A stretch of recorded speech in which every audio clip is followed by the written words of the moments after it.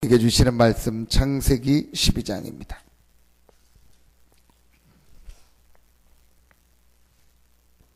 창세기 12장 1절부터 3절까지를 보겠습니다.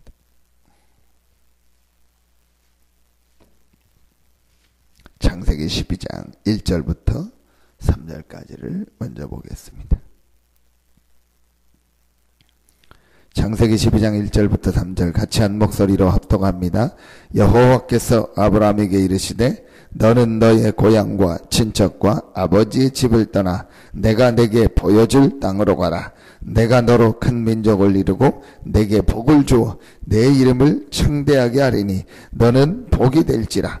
너를 축복하는 자에게는 내가 복을 내리고 너를 저주하는 자에게는 내가 저주하리니 땅의 모든 족속이 너로 말미암아 복을 얻을 것이라 하신지라. 아멘. 13장입니다. 14절부터 18절까지 봅니다. 13장 14절부터 18절입니다. 같이 합독합니다. 롯이 아브라함을 떠난 후에 여호와께서 아브라함에게 이르시되 너는 눈을 들어 너 있는 곳에서 북쪽과 남쪽 그리고 동쪽과 서쪽을 바라보라. 보이는 땅을 내가 너와 내 자손에게 주리니 영원히 이르리라. 내가 내 자손이 땅에 티끌 같게 하리니 사람이 땅에 티끌을 능히 셀 수 있을 줄인데 내 자손도 세리라. 너는 일어나 그 땅을 종과 행으로 두루 다녀보라. 내가 그것을 내게 주리라. 이에 아브라함이 장막을 옮겨 헤브론에 있는 마므레 상수리 숲에 이르러 거주하며 거기서 여호와를 위하여 단을 쌓았더라. 아멘. 하나님은 아브라함을 부르실 때 오늘 말씀해 보니까 모든 축복을 예비해 놓고 부르셨습니다. 정확하게 보니까 오늘 하나님이 아브라함을 복 자체로 부르셨습니다. 전에 성경엔 복의 근원이라겠는데 너는 복이 될지라. 축복을 받는다가 아니고 그냥 복 자체로 부르셨다니까요. 하나님께서 우리를 부를 때, 하나님께서 여러분을 부르실 때 이 축복을 예비해 놓고 부르신 겁니다. 하나님이 우리를 부를 때 복으로 부르셨습니다. 보통 축복을 주신 것이 아니고 하나님이 우리를 부를 때요 복으로 부르셨어요. 복의 근원으로 복 그 자체로 부르셨습니다. 오늘 그 부분을 짧은 시간이지만 깨닫고 여러분의 정체성을 깨닫는 축복의 시간 되기를 바랍니다. 그런데 처음에는 아브라함 입장에서 보면 당연하죠. 그 사실이 이해가 안 되고 믿어지지 않아가지고 불신앙도 하고 여러 가지 것도 하다가 어려움도 당하는 그런 과정이 나옵니다. 그러다가 아브라함이 깨닫고 결단 내리고 하나님 앞에 서는데요. 그 다음부터 하나님이요 아브라함에게요 진짜 약속하신 그 축복과 응답이 시작됩니다. 오늘 이 사실을 깨닫고 여러분에게 아브라함에게 주셨던 이 언약적 축복이 회복되는 날 되기를 예수 이름으로 축원합니다.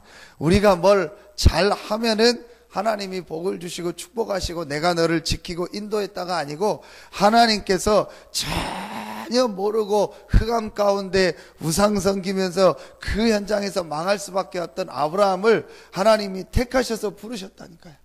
얼마나 감사합니까? 우리가 뭘 알고 깨닫고 해가지고 이 복음 속으로 축복 속으로 들어온 것이 아니고 하나님이 영세전에 창세전에 그리스도 안에서 우리를 택하시고 하나님과 화목된 자로 부르셨고 하나님과 많은 사람을 화목하게 하는 직분을 축복을 주셔서 우리를 부르신 겁니다.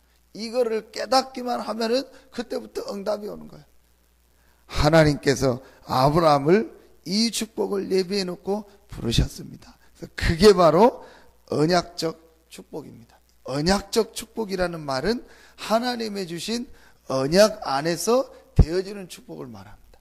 우리가 뭘 해서 얻는 것이 아니고 하나님의 주신 언약 안에서 하나님이 주시는 축복을 말합니다. 근데 그 언약의 제일 중요한 핵심이 바로 창세기 3장 15절입니다.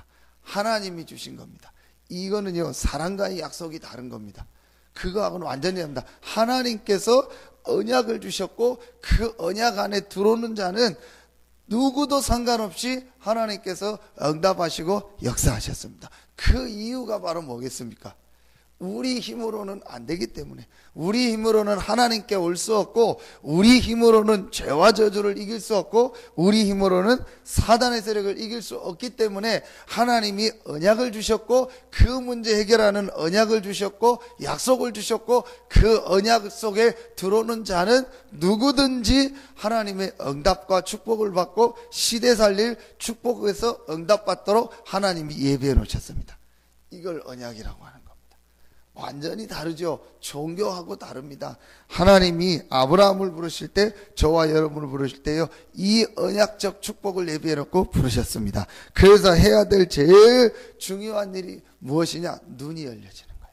오늘 1번에 보니까 믿음의 눈이 있으면 그랬습니다. 하나님의 언약, 하나님의 복음, 그리고 영적 사실을 보는 이 눈이 열려지면은요, 제일 중요한 응답이 시작됩니다. 이 언약적 축복이 언제부터 우리에게 시작되냐? 요 믿음에는 영적인 사실을 보는 눈, 창세기 3장 15절에 진짜 의미가 무엇이며, 왜 하나님이 창세기 3장 15절에 여자의 후손을 보내겠다, 이 사실을 실제로 볼 수 있는 요 믿음의 눈이 있어야 돼요.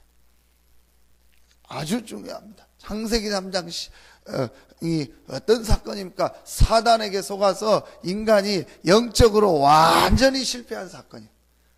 이 눈이 실제로 열려져요. 이 땅의 문제가 무엇이냐? 영적으로 인간이 이 영적 축복을 잃어버리고 하나님과 원수돼서 지금 사람들이 방황하고 고통당하고 있다. 이 사실을 보는 눈이 실제로 열려져야 됩니다. 그래서 우리가 이 문제를 해결할 수 없기 때문에 하나님께서 우리에게 복음을 주셨구나. 이 눈이 열려지면요, 이때부터 모든 것들이 바뀌어지게 됩니다. 얼마나 이 복음이 귀하며 그리스도를 알았다는 게 축복이라는 것을요 알게 됩니다. 그런데 이 눈이 안 열리면요, 창세기 3장이 어떤 사건이며 창세기 3장 보는 눈이 안 열리면은요, 이 복음의 가치, 이게요 별로 의미가 없어요. 그러니까 복음이요 점점점 희미해지는 거예요. 그래서 교회가 복음을요 얘기할 수가 없어요. 왜냐? 창세기 3장을 잘 희미하게 알으니까 지금 이 땅은 창세기 3장 문제로 죽어가고 있는데 이 영적인 사실을 보는 눈이 없으니까 복음을 희미하게 붙잡는다니까요. 왜 복음을 자꾸 얘기하냐? 왜 그리스도 자꾸 강조하냐? 그 말은 무슨 말이에요? 왜 하나님은 여자의 후손을 보낸다고 했냐? 왜 하나님은 가나안으로 가라고 했냐? 왜 하나님은 마태, 마가, 누가, 요한복음, 신약 시작하자마자 복음을 연거푸서 4번을 얘기하냐? 복음을 강조했단 말 아닙니까? 복음을 계속 얘기했다는 말 아닙니까? 우리가 한 게 아니고 하나님이. 그러니까 근본적으로 올라가면 누구와 안 맞게 되는 거예요? 하나님과 안 맞게 되는 거예요. 이래서 점점점 무너집니다.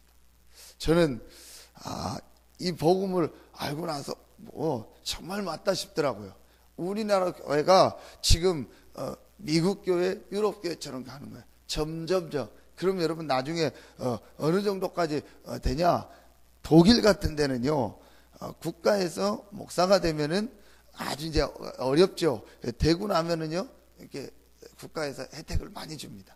말하면 재정적 지원도 해주고 뭐 거의 그렇게 다 해줍니다. 그러다 보니까 전혀 이렇게 복음 전도 이럴 필요가 없습니다. 미국 같은 데는 목회자들이 잠깐 어려워서 일을 하는 거 말고 투잡, 쓰리잡 이런 거 가지고 갑니다. 주일날은 그냥 한 번 정도 가서 설교합니다. 거기다 복음 얘기 안 합니다.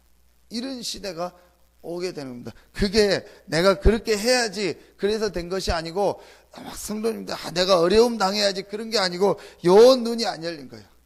성경의 제일 중요한 사건, 창세기 3장 사건. 성경의 제일 중요한 단어, 창세기 3장 15절, 여자의 후손 그리스도. 이 눈이 안 열린 거, 이 가치를 못 보죠. 이거 안 붙잡게 돼요. 그거 안 붙잡는 만큼 그 개인 가정에는요, 창세기 3장 사건이 또 오는 겁니다. 창세기 3장 사건이 뭡니까? 이 사단의 이 불신앙, 이 흑암으로 말미암아요, 우리 인간이요, 하나님을 자꾸 떠나고 원수되고 하나님과 멀어지는 겁니다. 이래서 이 축복을 놓죠. 그래서 하나님은요, 요 축복을 깨닫는 사람이 나오기만 하면은요, 그 사람을 통해서 시대를 살리고 응답하시고 역사하셨습니다.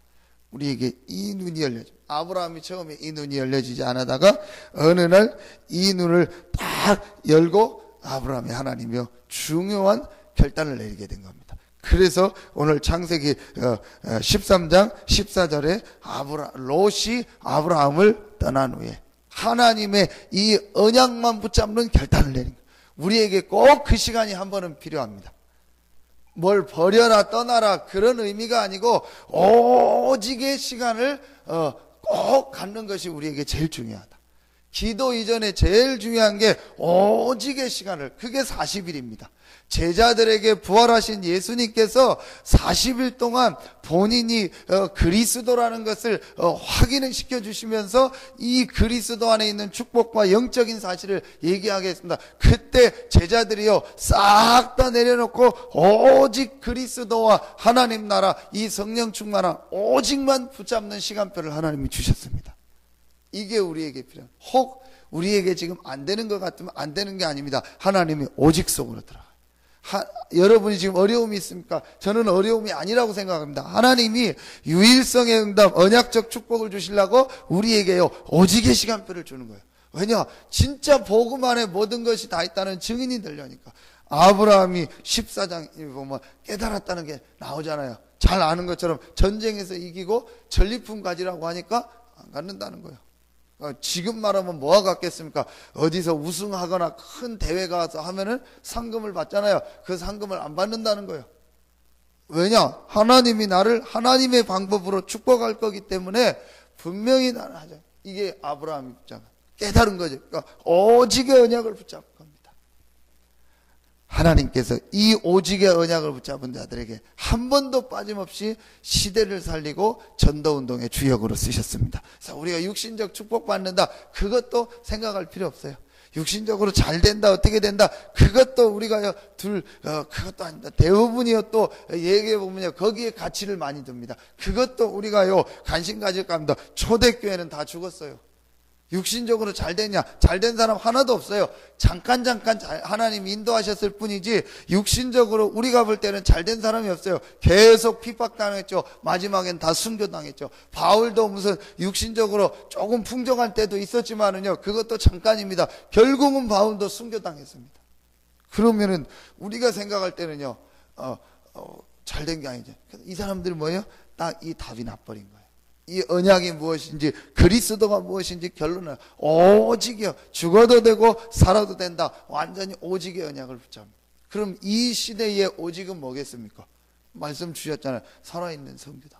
그렇죠. 우리가 지금 죽는 시대가 아니지 않습니까? 오직 그리스도만 말하고 오직 그리스도만 붙잡고 오직 그리스도만 증거하는 곳에 하나님의 모든 계획이 있고 그게 성경의 제일 중요한 얘기라는 증인으로 서는 것이다. 그러려면 우리가 가지고 있던 걸 하나님 좀 버리게 하는 시간표도 주십니다. 이게 시간표를 아는 결단입니다. 무조건 버리고 잘못됐다 다 떠나보내고 그런 의미가 아니죠. 그러니까 세 번째, 이제 아브라함이 이 결단을 내리고 세 번째 한 게 뭐겠습니까? 단을 쌓다. 그 말은 하나님이 주신 힘을 얻다. 그게 오로지 아닙니까? 똑같습니다. 성경은요 같은 얘기를 반복하는 것이 아니고 하나님께서 응답받는 똑같은 원리를 구약이나 신약이나 주셨습니다. 그게 바로 뭡니까? 이 언약, 복음을 진짜 붙잡는 거예요. 깨닫는 거예요. 영적 사실을 알고 그러면서 이 복음만 붙잡는 오직의 언약을 붙잡고 이 복음 안에서 주신 영적 축복을 누리는 오로지, 그래서 하나님이 주신 힘을 얻는 거예요. 오로지 기도에 힘쓰니라. 이 축복 찾아. 그래서 제가 어제도 또 만나고 우리 성현이 렘넌트 만나서 그 얘기를 했습니다. 너만의 오로지를 한 열흘이면 열흘, 아니면 내가 할 때 한 달 정도만 찾아봐라. 한 달 동안 지금까지 나오는 메시지도 듣고 못 들었던 것도 듣고 하면서 너 나름대로의 오로지의 축복을 찾아라. 초대교회는 상황이 그래서 열흘 동안 거의 먹지도 않고 자지도 않고 모여서 기도만 했다. 그럼 우리가 지금 그렇게 할 수 있는 여건이 되지 않지 않냐? 물론 된다면 좋다. 딱 결단 내리고 교회 오거나 아니면 기도원에 가서 집중적으로 메시지 듣고 기도할 수도 있다. 근데 거의 우리가 정상적으로 생활하면 그게 안 되지 않냐? 그럼 그거를 내 나름대로 내 여건에 맞게 적용하는 시간을 가져라. 그래서 키는 오직 복음 말씀 붙잡고 오직 하나님만 바라보면 영적 힘을 얻고 내 영적 상태를 완전히 한 번 정도는 바꾸는 시간표를 가지면 된다. 완전히 결단 내리고 그 다음부터는 말하면 조금만 지속하면 된다. 예배, 그 다음에 우리가 훈련, 주중에 나온 걸 가지고 약간씩만 지속하면 이게 계속된다. 우리에게요 이런 시간표가 필요해요. 우리 교회에 또 하나님이 이런 시간표를 주셨습니다. 그 시간표에 중요한 역할을 감당하는 분이 이 아침에 나와 기도하는 여러분들 되기를 예수 이름으로 축원합니다. 우리는 얼마 안 되는 것 같고 힘이 없는 것 같지만 하나님은 이 복음의 언약을 가지고 오직의 결론 는 애들이 오로지 기도에 힘쓸 때 시대를 달렸습니다. 이 축복이 여러분과 우리 교회를 통해서 일어나게 될 것입니다. 이 응답의 증인으로서는 여러분들 되기를 예수 이름으로 축복합니다. 기도하겠습니다. 하나님 참 감사합니다. 우리에게 이 언약을 주시고 이 언약적 축복을 가지고 이 축복을 전 세계에 전달하는 복의 근원으로 복으로 우리를 부르시니 감사합니다. 우리 모든 성도들 한 명 한 명이 이 언약을 깨닫고 붙잡게 하시고 오직의 축복 속을 누리며 이제 전 성도들이 렘넌트까지 오로지 기도에 힘썼던 이 사도행전 1장 14절에 축복이 회복되게 하여 주시옵소서. 그래서 우리 성도들 한 명 한 명을 통하여 우리 교회를 통하여 전 현장에 이 언약적 축복이 전달되고 모든 사람 앞에 복음 안에 그리스도 안에 모든 것이 다 있다는 증인으로서는 우리 성도들과 교회들 되게 하여 주시옵소서. 특별히 이 축복이 이제 우리 렘넌트들에게 전달되게 하시고 우리 성도들 가정에 있는 귀한 렘넌트들 한 명 한 명에게 새로운 시작이 일어나게 하여 주시옵소서. 전 렘넌트들이 언약을 붙잡게 하시고 전 렘넌트들이 사도행전 1장 14절을 회복하게 하셔서 자기가 있는 현장에서 이제 그 시대의 최고의 응답과 축복을 누리는 렘넌트로 축복하여 주시옵소서. 우리 성도님들의 기도와 헌신과 우리 부모님들의 기도가 헛되지 않고 이제 우리 전 렘넌트들이 응답받는 모델로 중직자로서는 시간표를 허락하여 주시옵소서. 하나님께 모든 영광을 돌려오며 예수 그리스도 이름으로 축복하며 기도하옵나이다. 아멘.